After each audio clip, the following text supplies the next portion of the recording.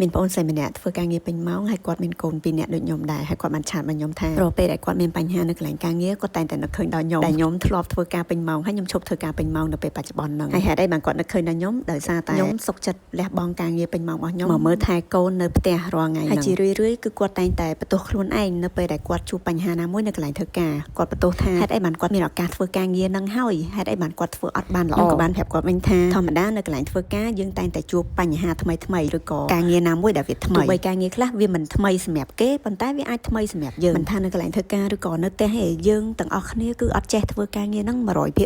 អញ្ចឹងអីដែលយើងត្រូវធ្វើទី1គឺត្រូវ identify ស្វែងរកចំណុចខ្សោយរបស់យើងឲ្យឃើញថាតើនៅកន្លែងការងារឬក៏នៅផ្ទះក៏ដោយយើងអត់ប្រកែនៅចំណុចណាមួយទី2យើងត្រូវធ្វើការស្រាវជ្រាវខំរៀនបន្ថែមទៅលើចំណុចខ្សោយដែលយើងមានទាំងអស់ហ្នឹងទី3កុំខ្វល់ពីសម្ដីរបស់មនុស្សដែលចូលចិត្តជន់ឈ្លីនៅពេលដែលយើងមានចំណុចខ្សោយទាំងអស់ហ្នឹងព្រោះនៅកន្លែងធ្វើការអ្នកខ្លះគឺចាំតែជន់យើងនៅពេលដែលយើងធ្វើកំហុសអីមួយគេអត់មានមកប្រាប់យើងថាយើងគួរធ្វើអញ្ចេះដើម្បីឲ្យវាត្រូវទេអត់មានផ្ដល់ការណែនាំឬក៏ constructive feedback អីទេគឺមកជន់យើងបន្ថែមពីលើមកសង្ឃឹមថា tip ទាំង3ហ្នឹងនឹងធ្វើឲ្យម៉ាក់មានកម្លាំងចិត្តធ្វើការជាងមុនក៏ដូចជាធ្វើការមានប្រសិទ្ធភាពជាងមុនអរគុណច្រើន